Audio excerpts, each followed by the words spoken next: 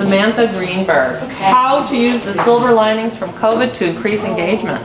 Okay, take a look at the clock before we start. So, and I'm also going to talk about this screen here. So I might look at it a little bit more than usual because this is like one of my favorite tools that has come out of COVID. So I want to just get a quick poll of the room. Can you raise your hand if your educational approaches changed during COVID? Okay, you can put your hands down. Raise your hand if your learner's clinical environment changed during COVID. Yeah. And then lastly, if you're a clinician or someone who's been practicing in the last few years, raise your hand if your clinical practice has changed. Okay, so we're all in good company and we're all in this together. I'm a genetic counselor at Huntsman Cancer Institute and I work with as a faculty member with the genetic counseling program here. And what we noticed in clinic is that we used to see almost all of our patients before COVID in person. And now we offer phone, video, and in-person, over half of which our patients choose non-in-person options.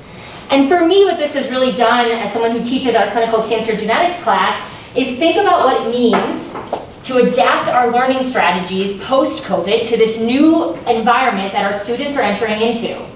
Right? Not every learner is going to go into an in-person workforce anymore. Now they're going to go into a mixed hybrid environment, and we need to think about what that means. So today I'm here to really share just a few experiences from the last few years teaching cancer genetics to our learners.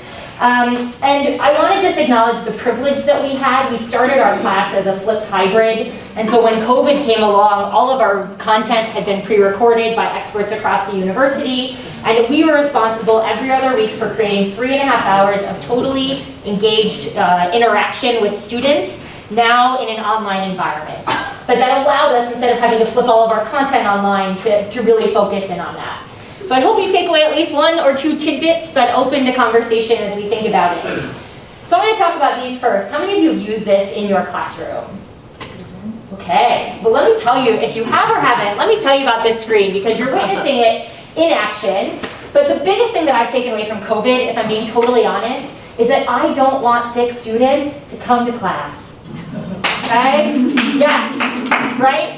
I think about all of the time that I, even as a learner, used to come in and I might have been coughing or I felt a little bit under the weather.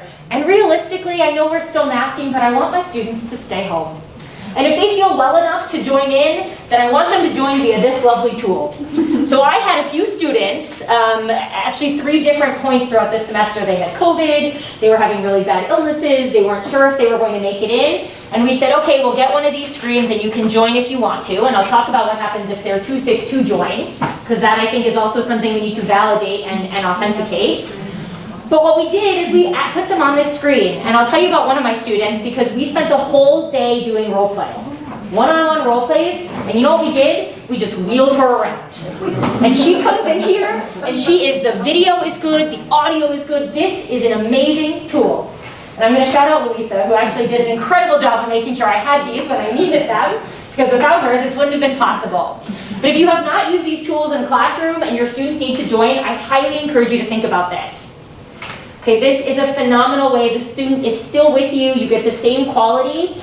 And I'm not going to show it because I'm not that Zoom savvy to show it. But if any of you have ever used the annotate function, are people familiar with that tool in Zoom? I see some head nodding.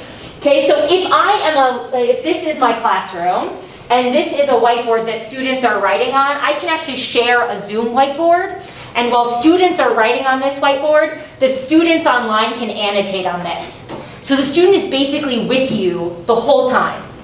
Now let's say your student is too sick to join, which is real, and I want to validate that too. I don't want to say sick, stay home, and also but still come to class just from your house. One of the things that we've thought about doing, we haven't had this scenario come up, but is saying, how do we insert a few things into a recorded Zoom, right? So having this still being recorded, students can go and watch it later. Maybe you throw in a few questions throughout that keeps their engagement and kind of ensures that they're watching it and gaining that material. These are just a few techniques you might think of that don't require you to uproot everything that you've been doing, right? That's one of the biggest challenges I think we have as educators, is how to address this. While I'm talking about Zoom, I want to throw out a lot of technology, and I know that today we're going to learn about Poll Everywhere and Slido and Kahoot and all of those different ones. I cannot praise interactive technology enough with how it has transformed our classrooms throughout COVID. How many of you are familiar with Kahoot? Some, oh, this is lovely, so I'm preaching to the choir. Right, so one of the things that we used to do before COVID is we used to give students quizzes for lots of different things, right, just to see where they were at. And we realized that things like Kahoot and Slido were actually perfect real-time assessments of learning. Because there are a few lectures and classes that we know are really complicated. And we'd create about 10 different questions, and we would basically walk through the students, walk through the questions with the students on Kahoot. But it allowed us to do a choose your own adventure and really tailor the content that we were teaching that day. So if this is something you have not used, I highly encourage it. You could have 5 students in the class, you could have 50 students in the class. All of those mechanisms work. And the other thing that we've done is take kind of online whiteboards and Jamboards and use them in the form of Padlet. Padlet is maybe a little bit less known tool, but you can put lots of different materials on it. We do an activity where students walk around different areas of the classroom. They assess a family history and tell us whether that person's at increased risk for cancer.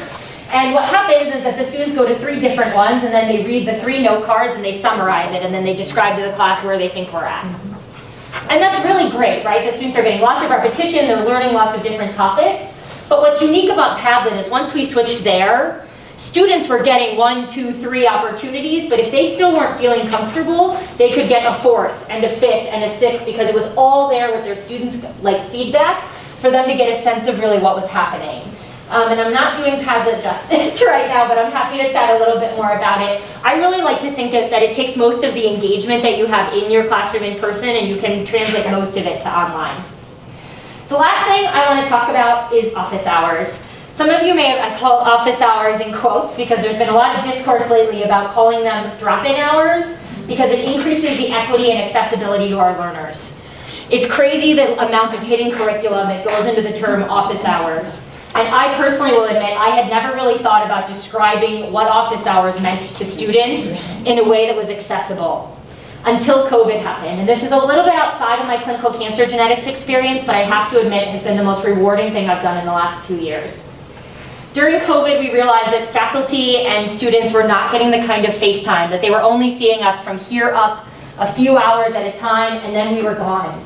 They felt like we didn't have the same open door policies that we used to have, and even though that wasn't true, right, I was still sitting in my office just at home, right? We didn't have the kind of visibility that we needed. So one of the things that we instituted was virtual drop-in hours. This was an opportunity, a few hours every other week on the off weeks that we didn't have the class, and I told students, listen, I'll take the time if you don't come, but I'd love to hang out.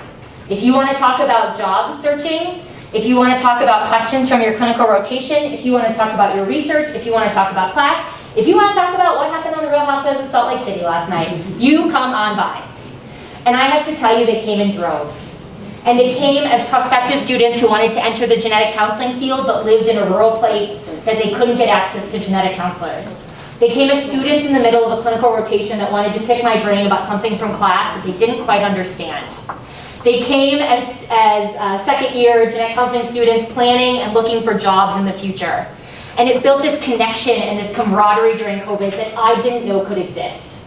It was the highlight of my week.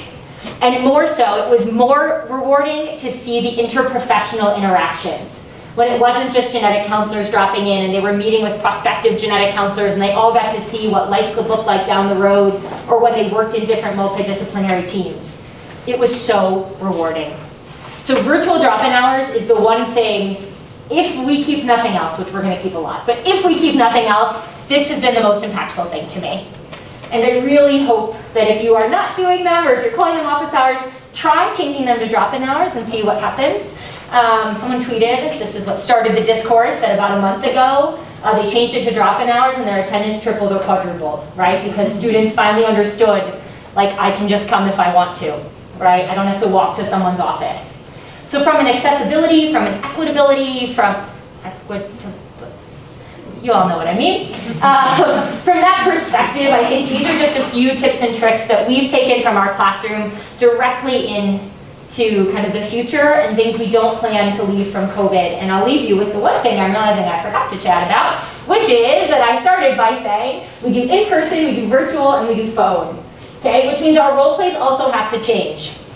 So one of the things that we thought about doing is that most of our students come in person. We do those role plays face-to-face, but that's not realistic, right? Over half of our patients are now being seen virtually. So some of the things we've talked about doing would be to send our student into the lobby to be a patient, keeping our learners in the room. We've also thought about doing fully virtual sessions once in a blue moon to give them lots of virtual practice. We send them into breakout rooms to do their role plays. I want to acknowledge a quick caveat of this is that I used to be a 7th grade science teacher, and so my favorite talent that I have from that is listening to 4 different groups at one time. And what that used to mean is that I could listen for a few minutes and say, hey, we're all having the same misconception. Let's pause, regroup, and come back. And you can't really do that with virtual role plays. Like I was switching every 45 seconds, and it never worked.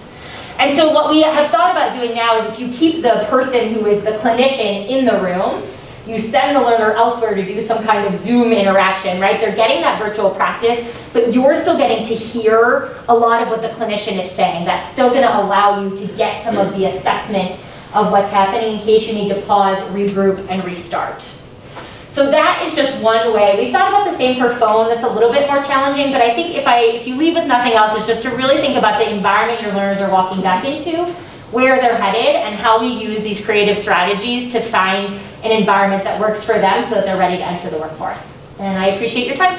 Thank you. I think I'm right on time if there are Questions for sure, and then because we're running ahead, so definitely questions. Thanks, Sam. So I work with Sam in the genetic counseling program. And, Yeah. I wanted to second the drop-in office hours. I did it during COVID as well too. I think mine worked quite as fun as yours because I'm the program director. So Yeah. I had to have my waiting room on because I found out when I didn't, one student was upset and another one just chimed in like, hey Karen. We're kind of like, we had to do it a little differently. But there's a lot of ways to do it to make students engage with you and just feel free to like stop in. Like they would if they'd been in your office and walking by your door. Yeah. So I would encourage that. I think that was really fun. So fun. I now have a lot of Real Housewives of Salt Lake comrades who are now alumni, and we text every Sunday about the show. Yes. So kind of related to that is as we come back in person, I tried to make my office hours, I could make them drop-in hours, but in person, because you hear a lot that students really want to have that in person. Yeah. But what I'm kind of sensing is they're still leaving that option for Zooming in, if you would. Yeah. So do you do like one in person and one online, or do you Yeah. do hybrid drop-in? Yeah, that's a great question. I do my drop-in hours from my office. Reason being, I actually work with a lot of learners who are on site for clinic or things like that, and so we normally do some kind of hybrid. I have yet to have a scenario where I have like one on Zoom and one in my office.